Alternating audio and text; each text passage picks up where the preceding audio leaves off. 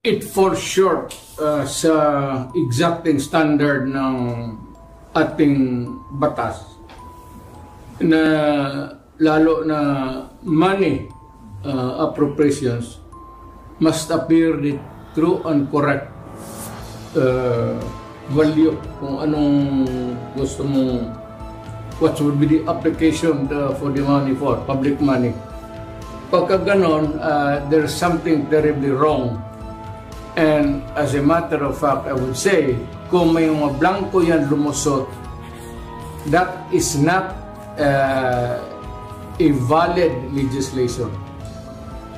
Kung nasa batas na yan, lumabas na yan ng blanco-blanco,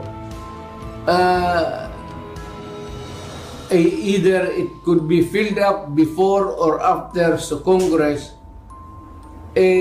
pagka ganon, what must be submitted is the true and correct figure coming out as prepared by the budget submitted to Congress for appropriation. Pagka putol-putol yan o may kulang, that is not a valid budget for implementation as law. It's not only inaccurate, but I think the budget is in totality invalid. Hindi na pwede mag-blanco-blanco dyan sa pera ng tao. Ano ka man? It's people's money. Maglagay ka ng mga mga provisions, but without the true and correct items or money that could be appropriated by Congress, by the people owning the money. So everything must be explained clear, patent, without doubt na itong pera na ito para ito sa ganito. Itong para na ito para sa eskwelahan, ito para sa agriculture. But you do not leave any item there vacant.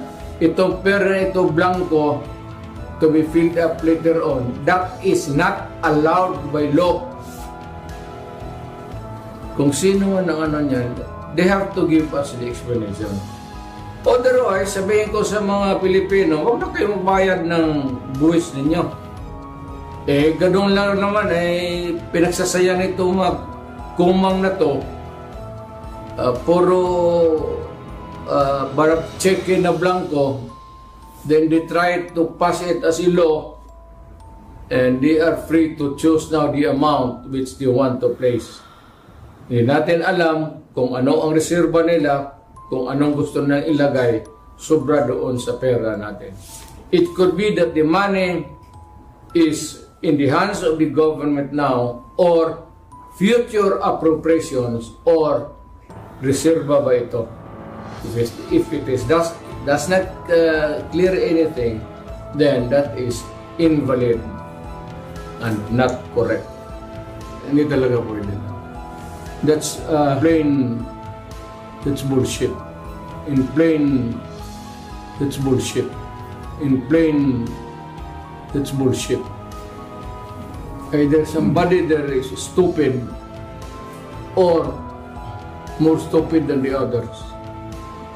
Huwag mong gawain yan because it carries with it a lot of legal consequences. Isa dyan yung mapriso ka. And you cannot escape the rigors of scrutiny kasi dadaan ng maraming papel. And it goes back to the proponents, kung may kopya sila, but sabi niya, puta, hindi ko ito sinabi. This is wrong because I never advocated for this kind of action. Malikot ang papel sa gobyerno. So, do not try to, for those enterprising or whatever you want, huwag mong gawain niya kasi talagang kung sa opisina kita, barilin kita. Totoo, para akong pinahiya. At pagtawanan ako ng mga congressman.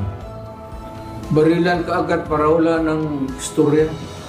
Luko-luko may trial ba tayo ang gastos yan? you're dealing with the people of the Philippines. You do not issue a blank check to anyone because that is really addressed to the government first. At ang mga taga-gobyerno ang maglagay ng ano yung sabihin? Sila na ang maglagay, ang sekretary o ang direktor? Anong kalokohan ng naisip ninyo niya? And you are not allowed to do that because you can go to jail. If I may add, nakikiusap lang ako sa mga ulol na to. Kung sino yung gumagawa ng ganun. Pwede bang sabihin ko sa inyo na do not the people of the Philippines. Magkagulo tayo. Huwag ninyo kaming isali, buhay pa ako.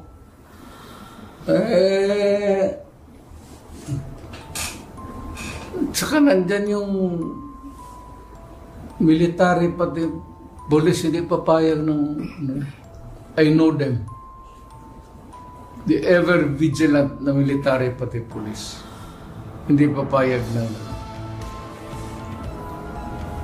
you better kayong nasa bureaucracy better stand up straight and be counted as a true Filipino. Otherwise, you are asking for your early demise.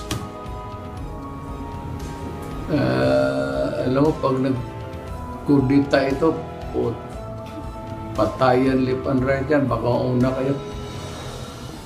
Alam mo, ang ayaw ng sundalo, naghihirap na nga sila para sa bayan, tapos nanakawan pa ninyo ng pera.